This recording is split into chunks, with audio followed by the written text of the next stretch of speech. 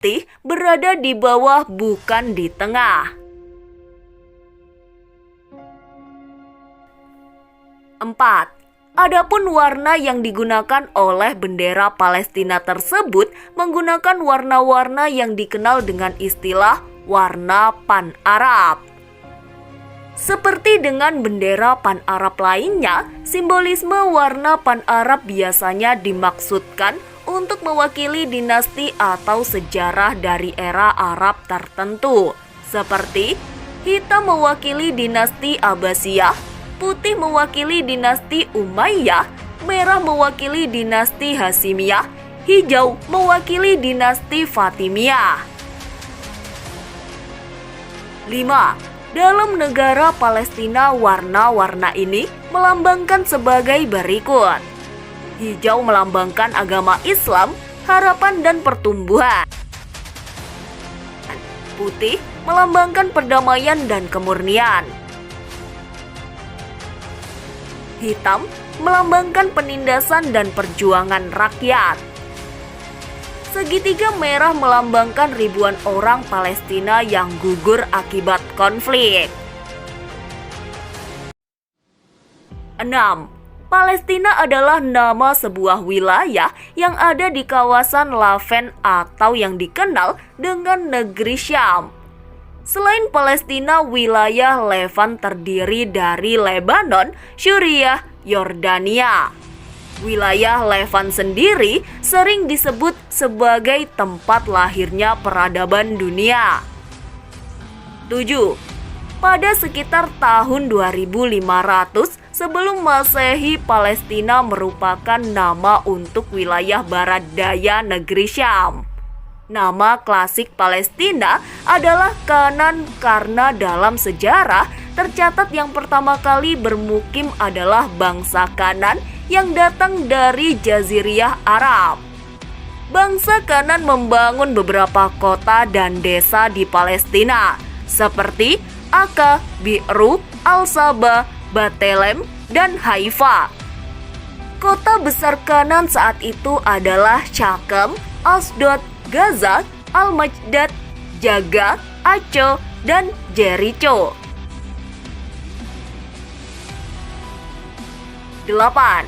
Sekitar 1900 sebelum Masehi, kedatangan Nabi yang pertama kali adalah Nabi Ibrahim alaihi salam atau Abraham. Setelah menerima wahyu dan tugas dari Allah, Nabi Ibrahim dan istrinya melakukan perjalanan ke Palestina.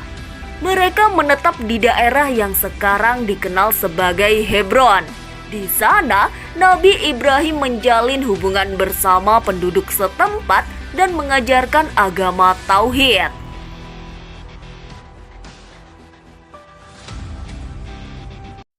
9. Wilayah Palestina juga tidak bisa lepas dari kisah Nabi Yakub alaihi salam yang diyakini hidup pada abad ke-17 sebelum Masehi. Nabi Yakub adalah putra dari Nabi Ishak alaihi salam dan merupakan cucu dari Nabi Ibrahim. Nabi Yakub adalah ayah dari 12 anak laki-laki yang menjadi leluhur dari 12 suku Bani Israel. Kisah Nabi Yakub dan keluarganya telah tercatat pada kitab Ibrahim dan kitab suci Al-Quran.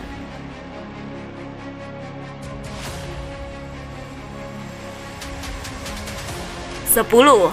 Wilayah Palestina memiliki makna penting dalam agama Abraham, yaitu agama yang memiliki akar sejarah dan keyakinan yang berasal dari Nabi Ibrahim atau Abraham.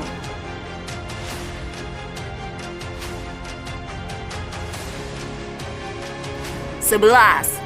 Dalam agama Yudaisme atau Yahudi, Palestina memiliki arti yang sangat penting karena dianggap sebagai tanah yang dijanjikan oleh Allah kepada bangsa Israel melalui perjanjian dengan Abraham dalam kitab suci Tanah Palestina, disebut Eretz Israel atau tanah yang diberikan kepada keturunan Abraham.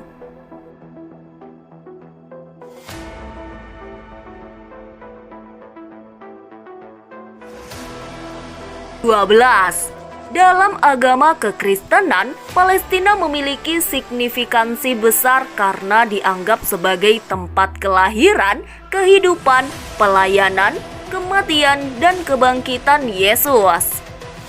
Tempat-tempat penting dalam kekristenan seperti Betlehem yang merupakan tempat kelahiran Yesus, Nazaret merupakan tempat tinggal keluarga Yesus, Yerusalem merupakan tempat penyaliban dan kebangkitan Yesus, dan masih banyak tempat-tempat yang lainnya. Palestina juga jadi pusat ziarah bagi umat Kristen dari seluruh penjuru dunia.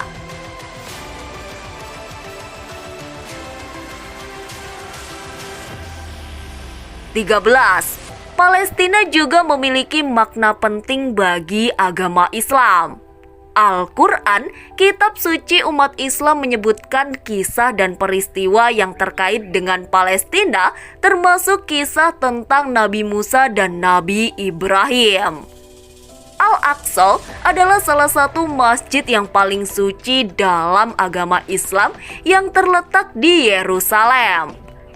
Baitul Maqdis atau Baitul Muqaddas adalah istilah yang kerap digunakan untuk merujuk pada Masjid Al-Aqsa atau kota Yerusalem secara umum dalam literatur agama Islam.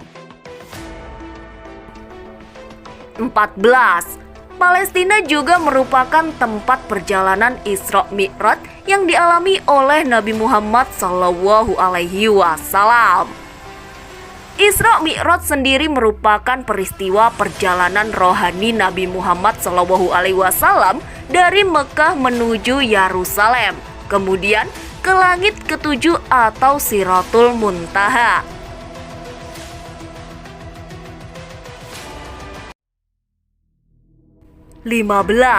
Perspektif Israel berdasarkan klaim historis dan agama inilah yang mengaitkan mereka dengan tanah Palestina.